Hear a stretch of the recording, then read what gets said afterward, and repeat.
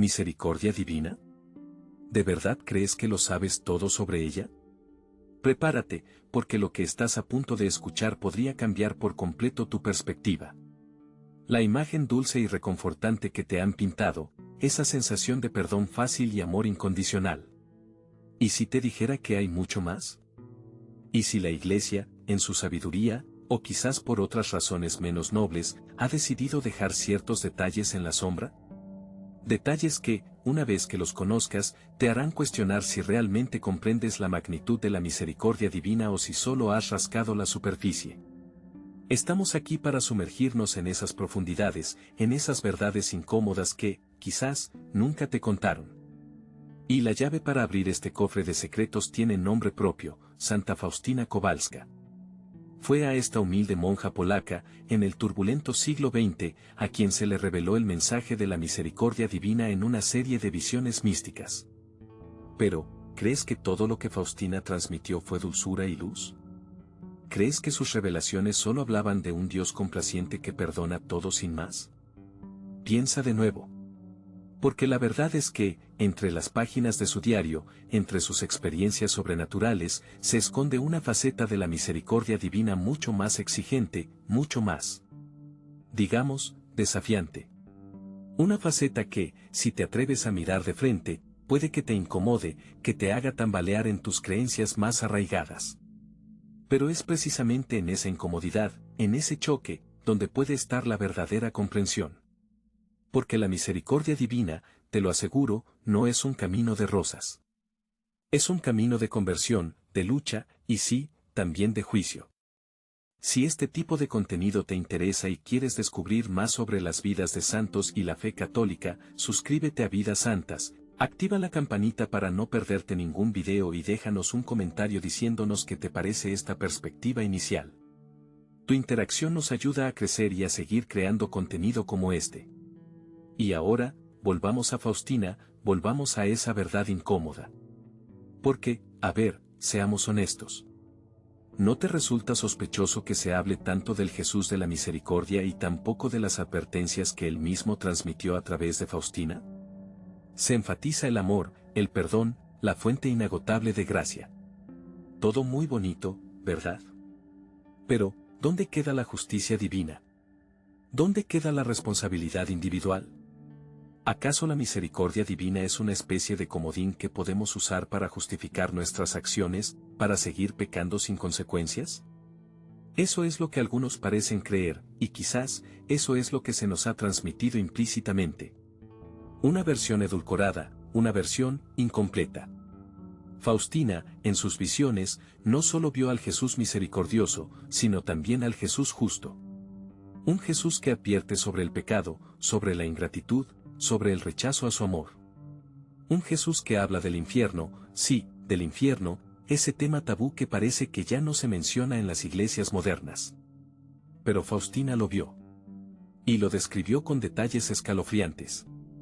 ¿Por qué se omite esto? ¿Por qué se prefiere pintar un cuadro incompleto, un cuadro que quizás nos tranquiliza, pero que nos aleja de la verdad completa? Porque piensa un momento. Si la misericordia divina fuera tan fácil, tan automática, tan barata, ¿no crees que perdería su valor? ¿No crees que la tomaríamos a la ligera? Imagina un perdón que se concede sin arrepentimiento verdadero, sin un cambio de corazón real. ¿Sería realmente misericordia? ¿O sería más bien permisividad? ¿Indulgencia? ¿Complicidad incluso con el pecado? La verdad incómoda es que la misericordia divina es un don inmenso, sí, pero también es una responsabilidad enorme. No es una excusa para seguir viviendo como nos plazca, pensando que al final, con un simple acto de contrición superficial, todo estará perdonado. No. Faustina nos muestra un camino mucho más exigente. Un camino que implica reconocer nuestra miseria, sí, pero también luchar contra ella con todas nuestras fuerzas. Un camino que exige conversión, sacrificio, y a veces, incluso sufrimiento. Porque, ¿quién te ha dicho que la misericordia divina es solo para los buenos? ¿Quién te ha hecho creer que es un premio para los que se portan bien? No. La misericordia divina es precisamente para los pecadores, para los que se han alejado, para los que se sienten perdidos. Pero no es una puerta abierta para seguir pecando. Es una oportunidad para volver a empezar, para levantarse después de cada caída, para luchar contra nuestras debilidades. Y esa lucha, te aseguro, no es fácil. Requiere valentía, humildad, y una profunda conciencia de nuestra propia fragilidad. Así que, la próxima vez que escuches hablar de la misericordia divina, recuerda esto, no te quedes con la versión simplificada, con la imagen edulcorada. Profundiza. Investiga. Lee el diario de Santa Faustina. Y atrévete a confrontar esa verdad incómoda que quizás la Iglesia no te cuenta abiertamente. Porque en esa verdad, en esa exigencia, en ese desafío, se encuentra la verdadera grandeza de la misericordia divina. Una grandeza que te llama a la conversión, a la santidad, y a una relación mucho más profunda y auténtica con Dios. ¿Estás preparado para aceptarlo? ¿Visionaria real o ilusa religiosa? Esa es la pregunta que hoy te planteamos. Porque, seamos sinceros, la historia de Santa Faustina Kowalska es de esas que te hacen arquear una ceja, ¿verdad? Una monja polaca, sencilla, que asegura haber hablado directamente con Jesús, que describe visiones del purgatorio, del infierno, del cielo. Todo suena, cuanto menos, extraordinario. Y aquí, en este punto, quiero que te detengas un momento. Olvídate de todo lo que crees saber sobre ella. Deja a un lado la imagen de la santa con el halo dorado, la protectora de la divina misericordia. Porque en esta historia, vamos a mirar más allá de la santidad oficial, vamos a rascar la superficie del mito y a preguntarnos, ¿y si todo esto no fuera más que una elaborada fantasía? Nacida Elena Kowalska en una familia campesina de Polonia a principios del siglo XX, desde niña mostró una profunda inclinación religiosa. Trabajó como empleada doméstica, llevando una vida humilde y piadosa. Hasta aquí, todo encaja con el perfil de muchas mujeres devotas de la época. Pero, ¿es suficiente la piedad para justificar visiones divinas? ¿O acaso la ferviente religiosidad puede ser un terreno fértil para la sugestión, para la autosugestión, incluso para la creación inconsciente de realidades alternativas? En 1925, Elena ingresa en la congregación de las Hermanas de la Madre de Dios de la Misericordia.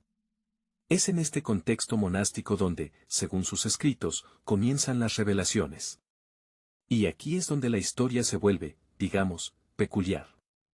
Porque no son pequeñas inspiraciones o momentos de éxtasis. No, no, no. Estamos hablando de Jesús apareciéndosele repetidamente, dictándole oraciones, dándole instrucciones sobre cómo difundir el culto a la divina misericordia.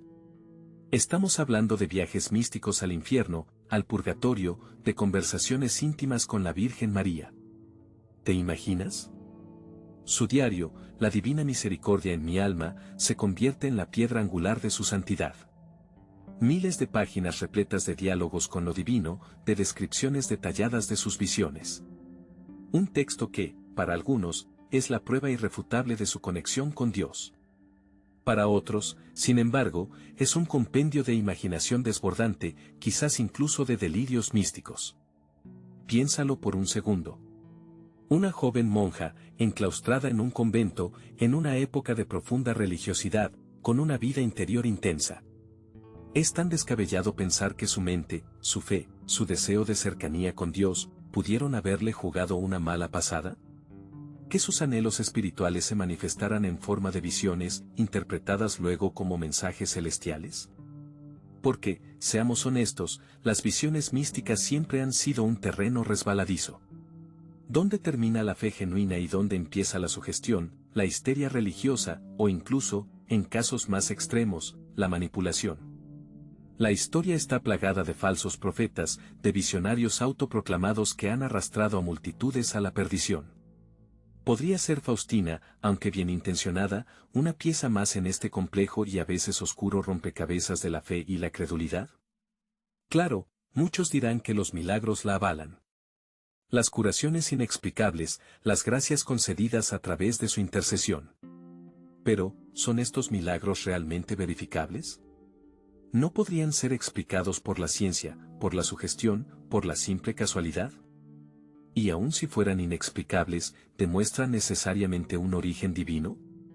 ¿O podrían ser manifestaciones de fenómenos que aún no comprendemos, quizás ligados a la mente humana, a la fe colectiva, a la energía de la oración? La Iglesia Católica la canonizó en el año 2000. Un proceso riguroso, se supone, que validó la autenticidad de sus visiones y su santidad.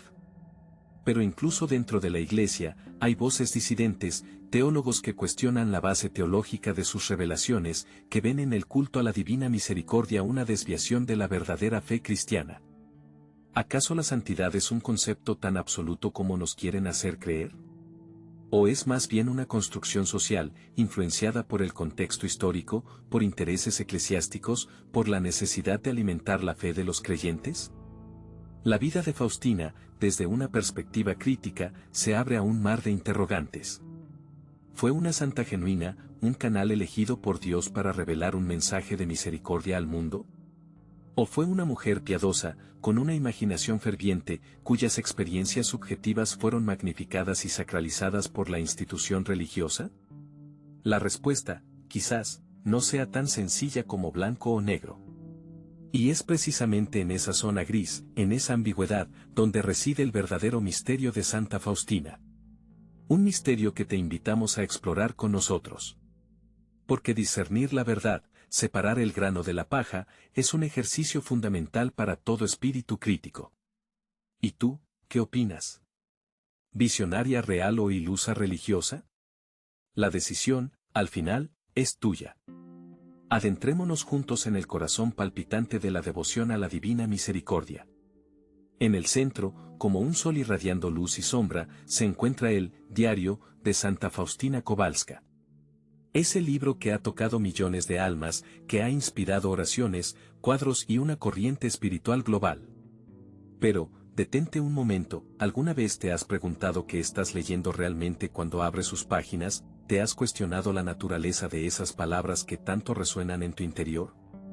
Porque aquí, en este punto crucial de nuestra investigación, debemos enfrentarnos a la pregunta más incómoda, a la duda que acecha en los márgenes de la fe. ¿Es el Diario de Santa Faustina la voz inconfundible de Dios, un mensaje celestial directo a la humanidad, o es, en cambio, una creación humana, una obra profundamente personal, teñida por las experiencias, las creencias y quizás incluso las fantasías de una joven monja polaca del siglo XX? Piensa en ello por un instante.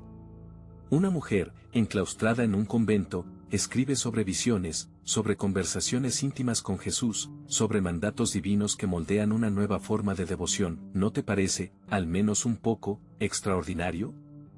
¿No te asalta una punzada de escepticismo, una sombra de duda razonable? ¿Por qué en este mundo, donde el engaño y la autoilusión acechan a la vuelta de cada esquina, cómo podemos discernir la verdad divina del mero fervor humano?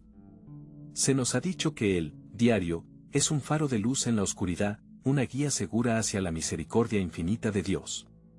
Pero, ¿y si ese faro proyectara una luz ilusoria, una luz creada por la propia mente de Faustina, por su intenso deseo de conexión con lo divino, por su necesidad quizás inconsciente de encontrar un propósito, una voz, en la rígida estructura de la vida conventual? No te estoy pidiendo que niegues tu fe, ni que deseches de golpe todo lo que has creído. Te estoy invitando a mirar más de cerca, a examinar con ojo crítico, a cuestionar con valentía. Porque la fe verdadera, la fe robusta, no teme a las preguntas, no se esconde de la duda. Al contrario, la duda puede ser el catalizador que nos impulsa a una comprensión más profunda, a una fe más auténtica. En este capítulo, no vamos a aceptar respuestas fáciles, ni vamos a recurrir a la simple repetición de dogmas. Vamos a adentrarnos en el Diario mismo, en sus páginas más controvertidas, en sus pasajes más reveladores. Vamos a buscar, con lupa y bisturí, la prueba definitiva. La evidencia irrefutable que nos permita discernir, de una vez por todas, si estamos ante la palabra de Dios o ante el eco reverberante de un alma mística, quizás brillante, quizás sincera, pero en última instancia, humana. Prepárate para un viaje incómodo. Porque lo que vamos a descubrir puede desafiar tus convicciones más arraigadas. Puede que salgas de este análisis con tu fe fortalecida, o puede que te enfrentes a preguntas aún más profundas y perturbadoras. Pero una cosa te aseguro, al final de este camino, estarás más cerca de la verdad, sea cual sea esa verdad. Vamos a sumergirnos en las palabras de Faustina. Vamos a analizar sus visiones, sus diálogos con Jesús, sus descripciones del infierno y el purgatorio. Vamos a preguntarnos si estas experiencias se ajustan a la doctrina católica tradicional, o si se desvían, sutil o radicalmente, hacia un terreno más personal, más subjetivo. Considera, por ejemplo, la insistencia constante de Faustina en la imagen de Jesús misericordioso tal como ella lo describe. ¿Es esta imagen una revelación divina genuina, o es una interpretación personal, una cristalización visual de sus propias necesidades espirituales, de su anhelo por un Dios cercano, compasivo, que la ame incondicionalmente? ¿No podría ser esta imagen, por hermosa y conmovedora que sea, una proyección de su propia alma, un espejo de sus deseos más profundos? ¿Y qué decir de las promesas extraordinarias asociadas a la devoción a la divina misericordia? La promesa de la gracia de la salvación para aquellos que recen la coronilla, la promesa de la misericordia infinita para aquellos que se confiesen y comulguen en el domingo de la divina misericordia. ¿No te suenan estas promesas, en su magnitud y especificidad, un poco demasiado terrenales, un poco demasiado humanas? ¿No se asemejan más a las ofertas de un vendedor ambulante que a la gracia silenciosa e inefable de Dios? No te estoy diciendo que la misericordia de Dios no exista, ni que la oración no tenga poder.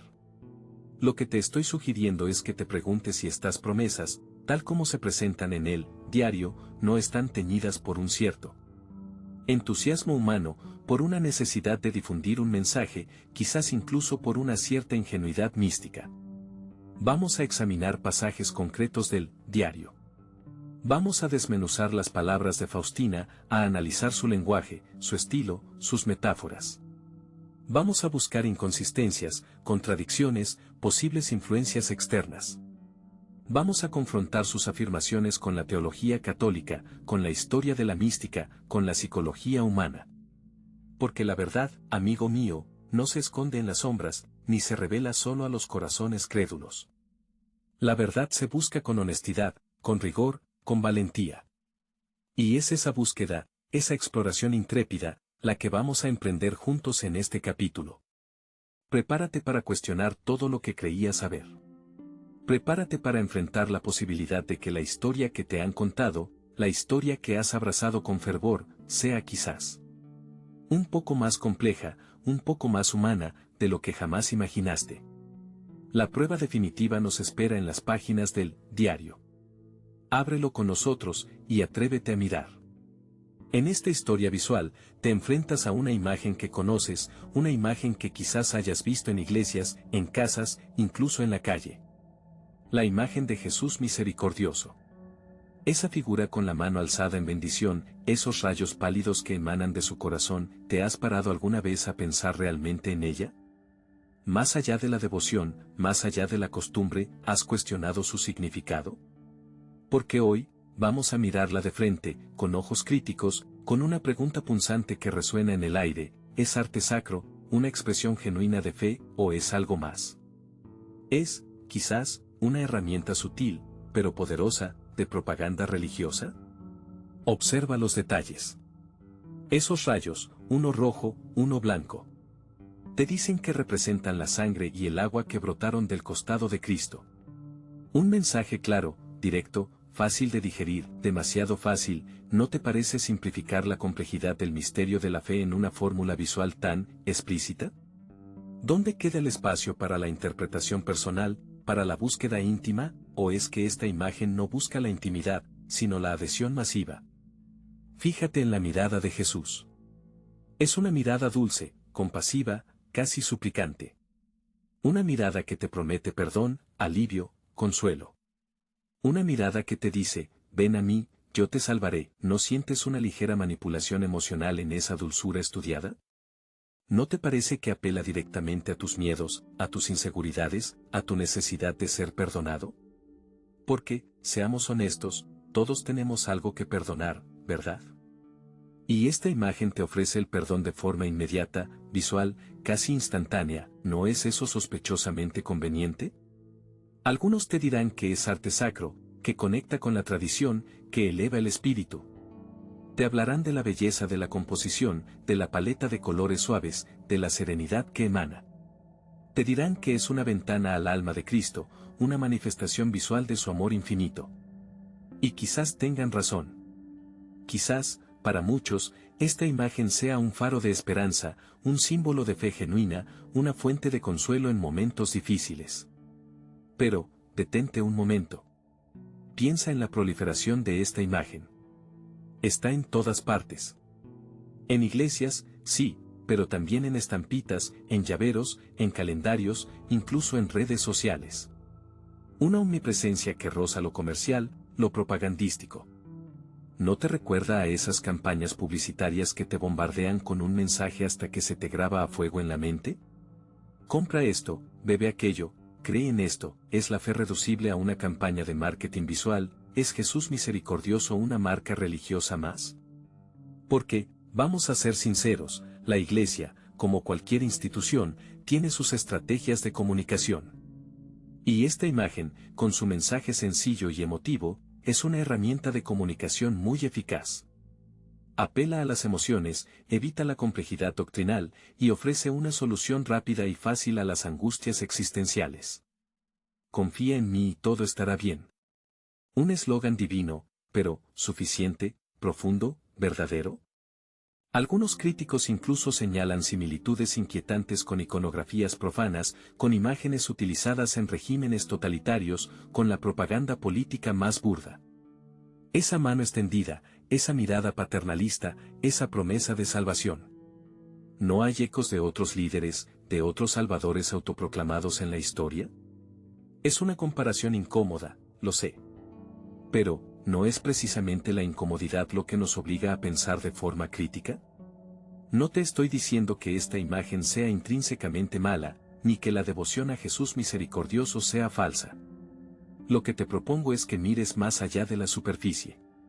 Que te preguntes por el propósito, por la intención, por el mensaje subyacente. Que explores las diferentes capas de significado, las interpretaciones posibles, las contradicciones inherentes. Porque el arte sacro, el verdadero arte sacro, debería abrir interrogantes, no cerrarlos. Debería invitar a la reflexión, no adoctrinar. Debería inspirar la búsqueda, no ofrecer respuestas prefabricadas. Y esta imagen, ¿qué hace realmente? Te impulsa a cuestionar, a profundizar, a buscar tu propia verdad espiritual. ¿O te ofrece un camino ya trazado, una fe envasada al vacío, lista para consumir? La respuesta, como suele ocurrir, no es sencilla. Depende de ti, de tu mirada, de tu experiencia, de tu propia fe o falta de ella. Para algunos, será un icono sagrado, una fuente de gracia, un refugio espiritual. Para otros, será una pieza más de la maquinaria propagandística de la Iglesia, una herramienta de control emocional, una simplificación burda de la complejidad del cristianismo. Y quizás, la verdad se encuentre en algún punto intermedio. Quizás, esta imagen sea ambas cosas a la vez. Arte y propaganda. Devoción y manipulación. Sinceridad y estrategia. La historia de la religión, después de todo, está llena de estas paradojas, de estas tensiones, de estas contradicciones. Así que, la próxima vez que veas la imagen de Jesús misericordioso, mírala con atención. Pregúntate qué sientes, qué piensas, qué te evoca. No te conformes con la respuesta fácil, con la explicación preestablecida. Cuestiona, duda, investiga. Porque la fe, si es auténtica, no teme el cuestionamiento. Y el arte, si es verdadero, siempre te dejará con más preguntas que respuestas. En última instancia, la decisión es tuya. ¿Qué ves tú en esta imagen, arte sacro o simple propaganda? La respuesta, quizás, te revele mucho más sobre ti mismo de lo que imaginas. Imagínate por un momento el reloj. Las 3 de la tarde. Para muchos, es simplemente la hora del café, un respiro en la jornada laboral, el momento en que el sol empieza su descenso. Pero, ¿y si te dijera que para algunos, las 3 de la tarde es mucho más? ¿Qué pensarías si te revelara que existe una práctica, extendida por el mundo, que considera esta hora como un instante sagrado, un portal hacia lo divino? Te hablo de la llamada hora de la misericordia. 3 de la tarde. Se dice que a esta hora, Jesús entregó su último aliento en la cruz. Un sacrificio supremo, un acto de amor incondicional. Y es precisamente en memoria de ese instante crucial que muchos creyentes detienen sus actividades, cierran los ojos y se sumergen en la oración. Pero, detente un segundo, ¿no te suena todo esto un poco extraño? En pleno siglo XXI, con la ciencia y la razón dominando nuestro entendimiento del mundo, estamos hablando en serio de una hora mágica. ¿No será esto, en el fondo, una simple superstición vestida de espiritualidad? Una más de esas creencias populares que, sin base sólida, se transmiten de boca en boca, generación tras generación. Quizás pienses que sí. Que todo esto no es más que una invención piadosa, una forma de darle un barniz religioso a una simple coincidencia horaria. Que la fe debe buscarse en la profundidad de la doctrina, en la reflexión teológica, y no en la fijación con un momento específico del día. Y en parte, podrías tener razón. La historia está plagada de ejemplos de cómo las creencias populares, a veces bien intencionadas, pueden desviarse del verdadero mensaje espiritual, convirtiéndose en rituales vacíos o, peor aún, en prácticas supersticiosas. Sin embargo, antes de descartar por completo la hora de la misericordia como una mera fantasía, te invito a mirar más allá. A cuestionar tus propias preconcepciones y a explorar si, quizás, debajo de la aparente simplicidad de esta práctica, se esconde algo más profundo. Algo que conecta con una necesidad humana fundamental, la búsqueda de sentido, de consuelo, de esperanza en medio de la incertidumbre de la vida. Piensa en el origen de todo esto. No surge de la nada. Se remonta a las revelaciones de una monja polaca, Santa Faustina Kowalska, en el siglo XX. Una mujer sencilla, sin grandes estudios, que afirmaba recibir mensajes del propio Jesús. Mensajes que hablaban de la inmensidad de la misericordia divina y de la importancia de invocarla, especialmente a las 3 de la tarde, en recuerdo de su pasión. Para algunos, estas revelaciones son pura invención, delirios místicos de una mente influenciada por la religiosidad popular. Para otros, son la manifestación genuina de lo sagrado, una ventana abierta al misterio de Dios. ¿Y tú, qué opinas? ¿Te atreves a considerar la posibilidad de que, quizás, en esas palabras de Santa Faustina, resuene una verdad más profunda? Es cierto que la fe no puede, ni debe, reducirse a un horario. Dios no está atado al tiempo humano, ni su gracia depende de un reloj. Pero, ¿y si la hora de la misericordia no se trata de obligar a Dios a actuar en un momento concreto, sino de abrir nuestro corazón, de predisponernos a recibir su gracia en un instante de especial significado? Imagina el momento de la crucifixión. 3 de la tarde. Oscuridad, dolor, sufrimiento extremo. En ese instante, según la fe cristiana, se consuma el sacrificio supremo por la humanidad. Un acto de amor que trasciende el tiempo y el espacio. Y es precisamente en recuerdo de ese instante, en esa hora de máxima oscuridad, que se nos invita a invocar la misericordia. ¿No hay algo profundamente simbólico en esto, en buscar la luz en medio de la sombra, en clamar por la gracia en el momento de mayor dolor? Algunos dirán que es simple psicología. Que el hecho de detenernos a orar a las 3 de la tarde, de concentrarnos en la pasión de Cristo, nos ayuda a conectar con nuestra propia vulnerabilidad, con nuestro propio sufrimiento, y a buscar consuelo en la fe. Que es una forma de autoterapia espiritual, un momento de introspección y reflexión que, aunque pueda ser beneficioso, no tiene nada de sobrenatural. Y quizás, en parte, tengan razón. Pero, ¿y si hay algo más? ¿Y si la repetición de este ritual, la sincronía con millones de creyentes en todo el mundo que a las 3 de la tarde elevan sus oraciones, crea una especie de campo energético espiritual? Una resonancia colectiva que amplifica el poder de la oración y nos conecta, de alguna manera misteriosa, con lo trascendente? Sé que suena audaz, incluso para algunos, descabellado. Pero, ¿no es acaso la fe, en esencia, un salto al vacío? Una apuesta por lo invisible, por lo que no se puede demostrar con la razón pura y dura. La ciencia puede explicar muchos fenómenos del mundo material, pero existen dimensiones de la experiencia humana que escapan a su escrutinio. El amor, la esperanza, la fe. ¿Acaso pueden reducirse a fórmulas matemáticas o a leyes físicas? La hora de la misericordia, en última instancia, te plantea un desafío personal. Te invita a cuestionar tus propias creencias, a abrir tu mente a la posibilidad de lo inexplicable, de lo misterioso.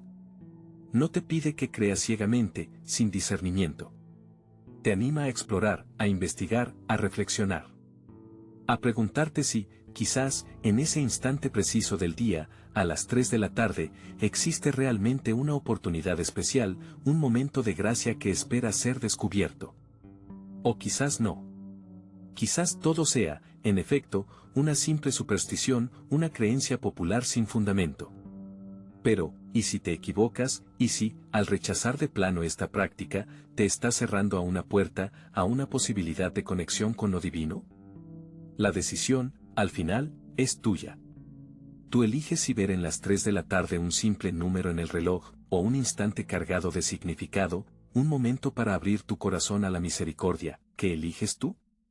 Aquí estamos de nuevo, tú y yo, frente a esta pregunta que quizás te has hecho alguna vez, en esos momentos de silencio, cuando la rutina se detiene y te permites mirar un poco más allá de lo inmediato. La coronilla de la Divina Misericordia. Seguro que la has oído nombrar, quizás incluso la has rezado. Pero, ¿alguna vez te has detenido a pensar realmente en lo que estás haciendo? ¿Es algo más que una letanía de palabras bonitas, un ejercicio piadoso para sentirte un poco mejor contigo mismo, o quizás, algo más profundo? Piensa en esas oraciones que repites una y otra vez. Padre Nuestros, Ave Marías, jaculatorias. ¿No te ha asaltado alguna vez la duda de si todo esto se reduce a un mero mantra? Una repetición vacía, casi hipnótica, que te adormece en una falsa sensación de paz espiritual, pero que en realidad no tiene ningún efecto tangible. Seamos honestos, en un mundo que nos bombardea constantemente con estímulos, con soluciones rápidas y resultados inmediatos, ¿no te parece un poco arcaico? Recitar palabras, una tras otra, esperando que algo cambie. Suena casi a magia primitiva, a conjuros tribales. Y la coronilla, con su ritmo marcado, con esas frases que se entrelazan, puede caer fácilmente en esa categoría. Padre eterno, te ofrezco el cuerpo y la sangre, el alma y la divinidad de tu amadísimo Hijo. Suena bien, ¿verdad? Suena incluso conmovedor. Pero, ¿qué significa realmente? Es más que una fórmula religiosa, aprendida de memoria, repetida sin pensar, como una cinta grabada. Algunos te dirán que es una oración poderosa, una llave que abre las puertas del cielo, un arma espiritual contra el mal. Te hablarán de gracias extraordinarias, de milagros, de la intervención divina. Te mostrarán testimonios de personas que aseguran haber experimentado cambios profundos en sus vidas gracias a la coronilla. Y quizás sea cierto. Quizás realmente funcione para ellos. Pero, ¿y para ti? ¿Funciona para ti? ¿O te has limitado a repetirla mecánicamente, esperando un resultado automático, como si Dios fuera una especie de máquina expendedora de favores divinos? La verdad es que la fe, la verdadera fe, no es un acto pasivo. No es simplemente recitar palabras esperando que algo mágico suceda. Es una relación. Una relación viva, dinámica, con algo que trasciende nuestra comprensión, algo que llamamos divinidad, Dios, como quieras nombrarlo. Y como en cualquier relación, se necesita algo más que palabras vacías. Se necesita intención, se necesita corazón, se necesita una apertura real a lo que pueda suceder. Así que, te propongo algo. Deja de lado por un momento las opiniones ajenas, las creencias heredadas, las fórmulas preestablecidas. Olvida por un instante si es una oración poderosa o un mantra vacío. Y ponla a prueba tú mismo. Experimenta. No te pido que creas ciegamente, te pido que investigues, que explores, que te atrevas a cuestionar. Toma la coronilla de la Divina Misericordia. Reza cada una de sus partes. El Padre Nuestro, el Ave María, el Credo. No los recites como un loro, detente en cada palabra. Piensa en lo que estás diciendo. ¿Qué significa para ti el Padre Nuestro? ¿Qué evocan en ti las palabras del Ave María? ¿Crees realmente en lo que profesas en el credo? Pregúntate. Cuestiona. No tengas miedo de dudar. La duda, a veces, es el primer paso hacia una fe más profunda, más auténtica. Y luego, llega a las oraciones centrales de la coronilla. Padre eterno, te ofrezco el cuerpo y la sangre, el alma y la divinidad de tu amadísimo Hijo, nuestro Señor Jesucristo, en expiación de nuestros pecados y los del mundo entero. Detente en esta frase. Desglósala. Cuerpo y sangre, alma y divinidad. ¿Qué estás ofreciendo realmente? ¿Entiendes la magnitud de lo que estás diciendo? Estás hablando del sacrificio de Cristo, del Hijo de Dios entregado por amor a la humanidad. ¿Te resuena eso en algo? ¿Te conmueve? ¿Te deja indiferente? Y sigue, por su dolorosa pasión, ten misericordia de nosotros y del mundo entero. Por su dolorosa pasión. Piensa en el sufrimiento, en el dolor, en la injusticia que existe en el mundo. Piensa en tu propio dolor, en tus propias heridas. ¿Crees que hay misericordia? ¿Crees que hay compasión? ¿O te sientes abandonado, solo, en medio de un universo indiferente? Reza la coronilla no como una obligación, no como un deber religioso, sino como un experimento. Reza con sinceridad, con apertura de corazón. Pide con humildad, con confianza, pero también con honestidad. No esperes milagros instantáneos, no esperes que tus problemas desaparezcan de la noche a la mañana. La fe no es magia, recuerda. Pero quizás, si te abres a la posibilidad, si te permites conectar con algo más grande que tú, empieces a notar cambios sutiles. Una mayor paz interior, una mayor claridad mental, una mayor fortaleza para afrontar las dificultades. O quizás no. Quizás sigas sintiendo lo mismo. Pero al menos, habrás puesto a prueba la coronilla. Habrás ido más allá de la repetición mecánica. Habrás buscado una respuesta por ti mismo, en tu propia experiencia. Porque al final, la pregunta no es si la coronilla es poderosa o vacía. La pregunta es, ¿qué es para ti? ¿Qué significa para ti rezarla? ¿Qué sientes cuando la rezas? ¿Te conecta con algo real, con algo profundo, o se queda en la superficie, como un eco hueco? La respuesta, en realidad, solo la puedes encontrar tú. En tu propia vida, en tu propio corazón. Así que, atrévete. Ponla a prueba. Y luego, decide por ti mismo. Éptimo. ¿Te has parado alguna vez a pensar en el perdón? No el perdón sencillo, el que das a un amigo por llegar tarde, sino ese perdón profundo, el que se ofrece desde lo más alto, el perdón divino. Ese que se proclama a bombo y platillo como infinito, incondicional, desbordante. La misericordia divina, lo llaman. Suena hermoso, ¿verdad? Como una cascada de luz que limpia toda mancha, que borra todo error. Pero, detente un momento. Piensa con honestidad, en lo más recóndito de tu mente. ¿No te ha asaltado alguna vez una duda, una punzada de inquietud? ¿Por qué si el perdón es tan vasto, tan accesible, tan gratuito, dónde queda el límite? ¿No se abre acaso una puerta peligrosa? Una puerta que algunos podrían interpretar como una vía libre, una especie de licencia para pecar. Sí, licencia para pecar. La frase resuena fuerte, ¿verdad? Casi blasfema. Pero seamos sinceros, la idea revolotea en el aire, se susurra en las esquinas de la conciencia. Si Dios perdona todo, siempre, ¿por qué esforzarse tanto en ser bueno? ¿Por qué luchar contra las tentaciones, si al final, basta con un arrepentimiento de última hora, una oración apresurada, y todo vuelve a estar limpio? Puede que incluso tú, en algún momento de debilidad, te hayas sentido tentado a pensar así. A creer que puedes jugar con fuego, que puedes acercarte al borde del abismo, total, siempre habrá una red invisible, una mano divina que te rescate en el último instante. Es la trampa sutil del egoísmo, la voz engañosa que te susurra al oído, adelante, prueba, experimenta. No pasa nada. Después te perdonarán. Y ahí está la delgada línea. Esa frontera invisible que separa la esperanza de la manipulación, la fe genuina del cálculo interesado. Porque la misericordia divina no es un cheque en blanco, no es un comodín para usar a nuestro antojo. No es una excusa para la indiferencia, para la dejadez moral, para el total, ¿qué más da? Pensar así es rebajar la grandeza del perdón, es convertirlo en una burla, en un salvoconducto para la irresponsabilidad.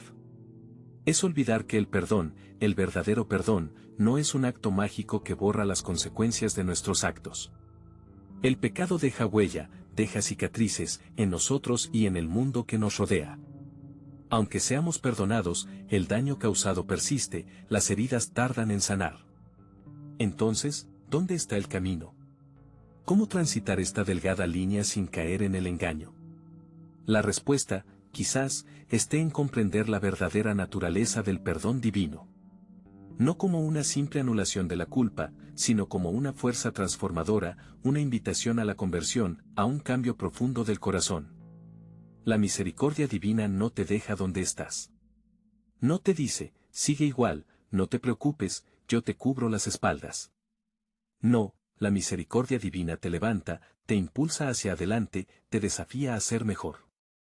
Te muestra la magnitud de tu error, sí, pero no para hundirte en la culpa paralizante, sino para despertar en ti el deseo de reparar, de crecer, de convertirte en una persona nueva.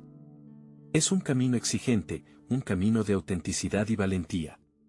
Porque implica reconocer tus faltas, mirarte al espejo con honestidad, sin excusas ni autoengaños. Implica asumir la responsabilidad de tus actos, afrontar las consecuencias y reparar el daño causado en la medida de lo posible. Y aquí es donde la misericordia se entrelaza con la justicia. Porque no son conceptos opuestos, sino complementarios. La justicia divina no es una venganza implacable, sino la búsqueda del equilibrio, la restauración del orden roto por el pecado. Y la misericordia es precisamente el camino para alcanzar esa justicia verdadera, una justicia que no castiga para destruir, sino que corrige para sanar, que redime para transformar. Por eso, no temas la grandeza del perdón divino. No lo interpretes como una licencia para pecar, sino como una invitación a la santidad.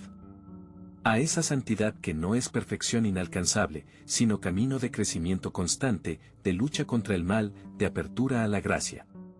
La misericordia divina es una fuerza poderosa, capaz de transformar incluso los corazones más endurecidos. Pero requiere de tu parte una respuesta sincera, un deseo real de cambio, una voluntad firme de caminar hacia la luz. No te conformes con la mediocridad, no te resignes al pecado fácil.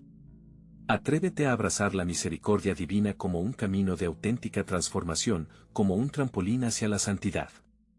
Porque en esa delgada línea entre la licencia y la santidad, se juega tu destino, se decide el rumbo de tu vida. Y la elección, al final, siempre es tuya. ¿Es la misericordia divina demasiado fácil para ti?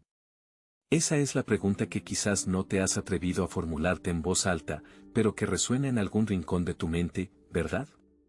Todos hemos estado ahí, en ese punto donde la promesa de un amor incondicional, de un perdón sin límites, parece casi sospechosa.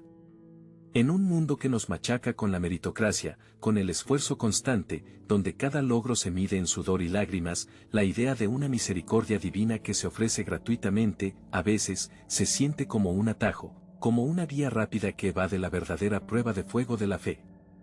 Te lo pregunto directamente, ¿no te has cuestionado alguna vez si esta devoción a la divina misericordia, tan extendida, tan popular, no estará rebajando el listón, si no estaremos confundiendo la verdadera fe, esa que exige entrega, sacrificio, transformación profunda, con una especie de barra libre espiritual?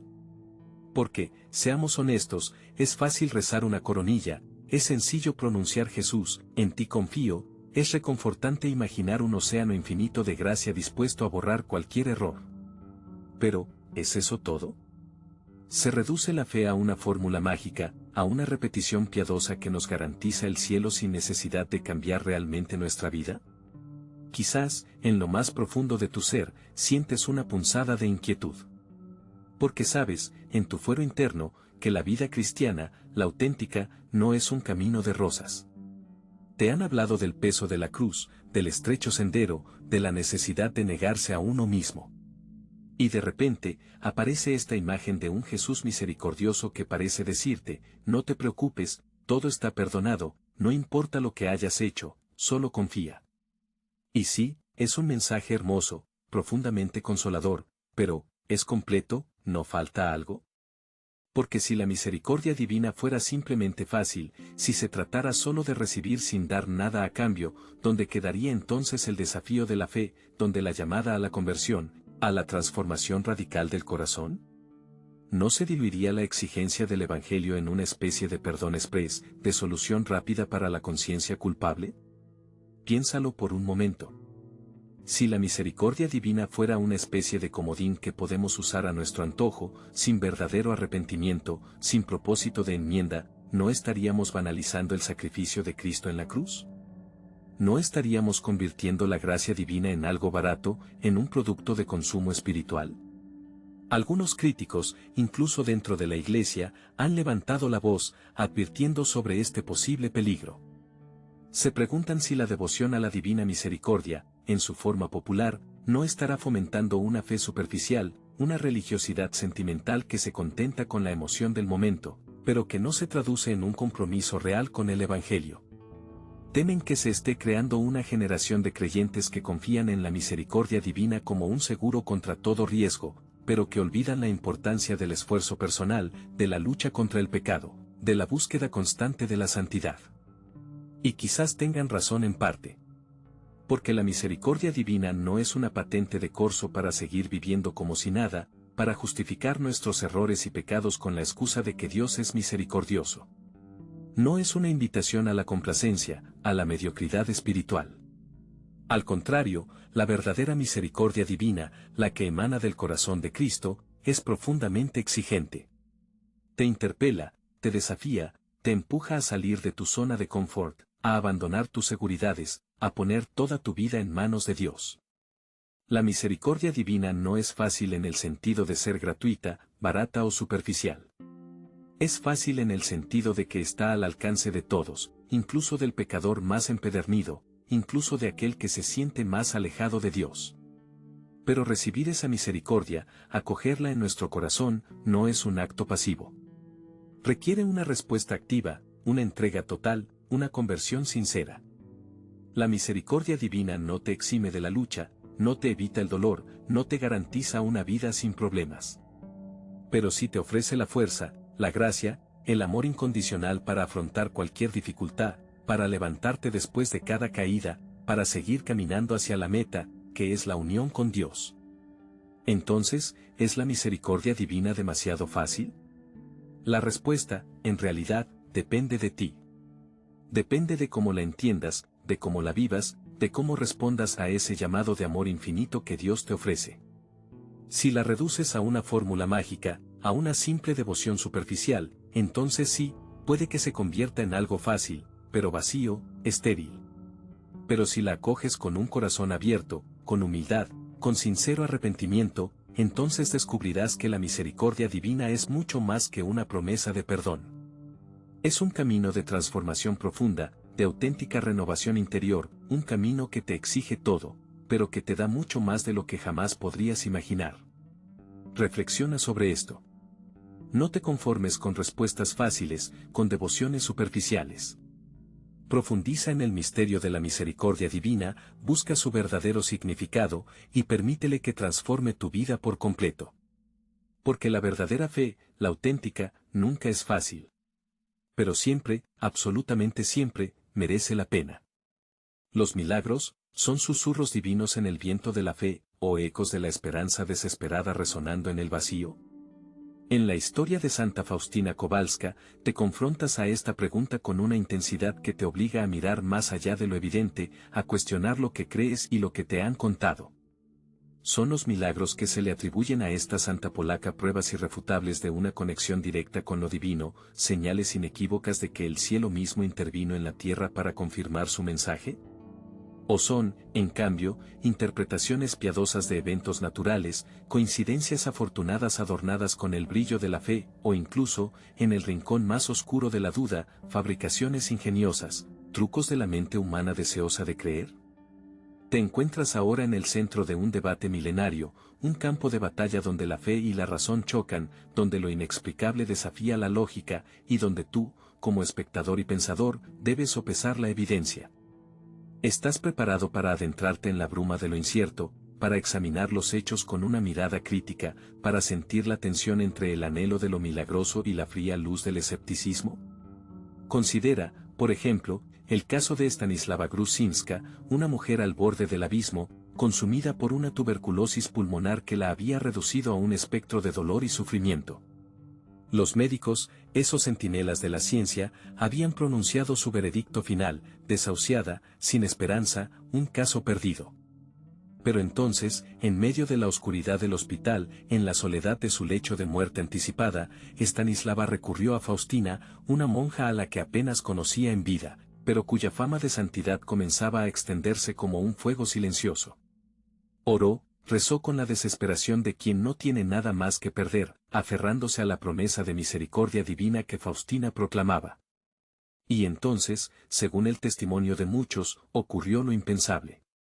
De la noche a la mañana, el cuerpo devastado de Stanislava comenzó a recuperarse. La tos implacable cesó, la fiebre abrasadora se extinguió, la debilidad mortal se transformó en una fuerza renovada. En cuestión de días, Stanislava, la mujer desahuciada, se levantó de su lecho, completamente curada, caminando entre los vivos como si hubiera regresado de entre los muertos. ¿No es esto un milagro? ¿No es esta la mano de Dios actuando directamente, desafiando las leyes de la naturaleza, respondiendo a la súplica de una fe sincera? Para muchos, este caso, y otros similares, son pruebas irrefutables, sellos divinos que autentican la santidad de Faustina y la veracidad de su mensaje sobre la divina misericordia. Pero espera un momento. Detente y respira. Antes de sucumbir a la fascinación de lo extraordinario, pregúntate, ¿es esta la única explicación posible? ¿No podría haber otras interpretaciones, caminos menos sobrenaturales que nos conduzcan a entender lo que sucedió? Piensa en la naturaleza humana, en la fuerza indomable del espíritu, en el poder misterioso del cuerpo para sanarse a sí mismo, incluso cuando la ciencia lo da por vencido. Podría ser que la tuberculosis de Stanislava estuviera en remisión espontánea, un giro inesperado del destino, una casualidad biológica disfrazada de intervención divina. Las remisiones espontáneas, aunque raras, existen. La medicina moderna, a pesar de sus avances, aún no comprende completamente la complejidad del cuerpo humano y su capacidad para desafiar el pronóstico. O considera el efecto placebo, ese fenómeno fascinante donde la creencia, la sugestión, la fe misma, pueden desencadenar cambios físicos reales en el cuerpo. Podría ser que la ferviente oración de Stanislava, su confianza inquebrantable en Faustina, actuaran como un poderoso placebo, estimulando sus propias defensas naturales, activando mecanismos de curación latentes, llevando a su cuerpo a vencer la enfermedad desde dentro. Y luego, debes afrontar la pregunta más incómoda, la que susurra en los rincones oscuros de la duda: ¿podría haber algo más? ¿Podría haber exageración, embellecimiento, incluso, en el peor de los casos, manipulación en las narraciones de estos milagros? La historia, incluso la historia religiosa, no está exenta de ejemplos de fraude piadoso, de relatos magnificados para fortalecer la fe, de milagros fabricados para promover una causa. Podría ser que la historia de Stanislava, transmitida a través del filtro de la devoción y el tiempo, haya sido adornada, idealizada, transformada en algo más grandioso de lo que realmente fue.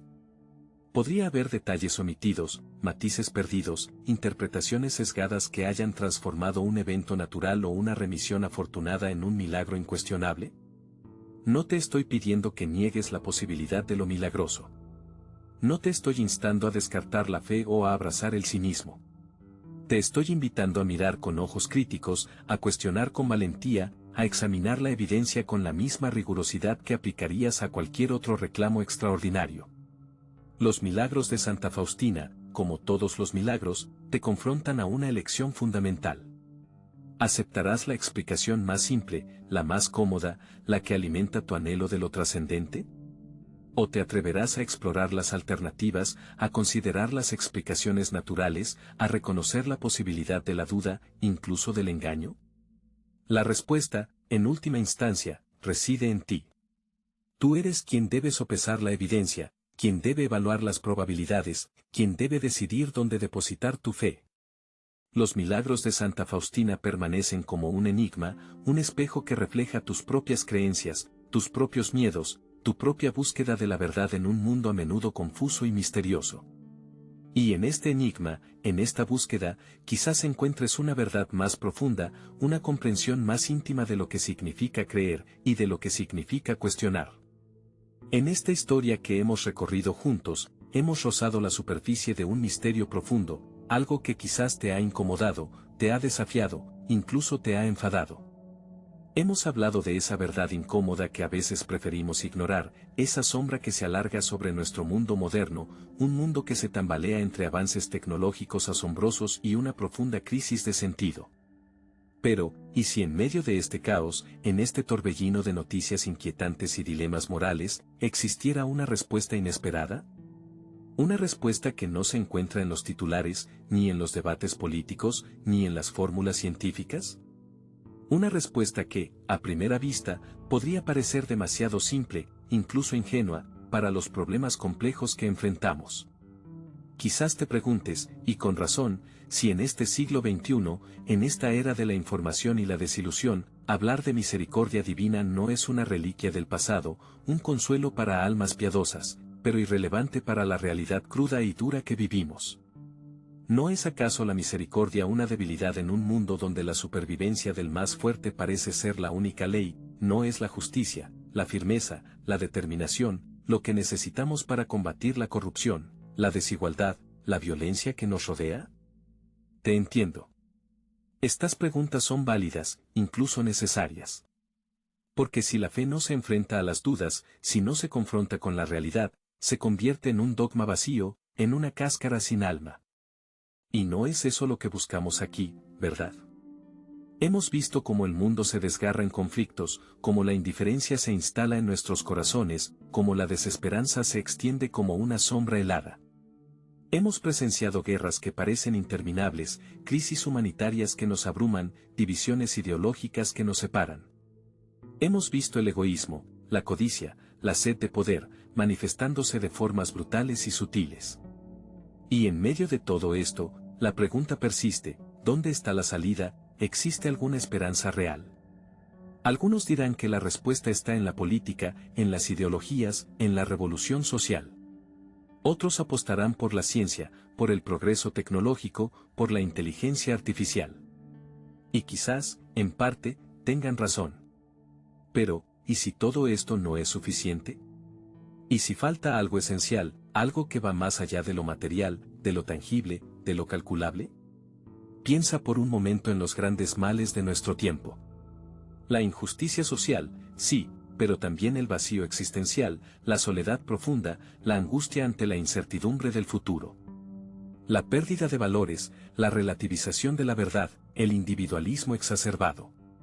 ¿Pueden las leyes, las políticas, la tecnología, curar estas heridas del alma? ¿Pueden llenar ese hueco que sentimos dentro, esa sed de trascendencia, de amor incondicional, de perdón? Aquí es donde entra en juego, con toda su fuerza y su aparente contradicción, la misericordia divina. Porque no se trata de ignorar la justicia, de minimizar el mal, de ser complacientes con la injusticia. No. La misericordia divina, bien entendida, es una fuerza transformadora, un fuego purificador, una llamada a la conversión del corazón. Es reconocer nuestra propia fragilidad, nuestra propia miseria, nuestra capacidad de errar, de fallar, de dañar. Es admitir que todos, en mayor o menor medida, somos parte del problema. Y es, al mismo tiempo, abrirnos a la posibilidad de un amor que nos supera, que nos perdona, que nos levanta. Un amor que no justifica el mal, pero que lo vence con el bien. Un amor que no condena, sino que restaura. ¿Es esta la respuesta al mundo actual? No te pido que lo creas ciegamente. Te invito a que lo consideres, a que lo examines con honestidad, con valentía. A que mires más allá de las apariencias, más allá de los prejuicios, más allá de las dudas. Porque la misericordia divina no es una solución mágica, no es un botón que se pulsa y todo se arregla. Es un camino, un proceso, una invitación constante a la transformación personal y social. Es un llamado a la esperanza, incluso en medio de la oscuridad más profunda. Es la convicción de que el amor, al final, siempre tiene la última palabra. Y volviendo a esa verdad incómoda que planteábamos al inicio, quizás la verdad más incómoda de todas sea reconocer nuestra propia necesidad de misericordia.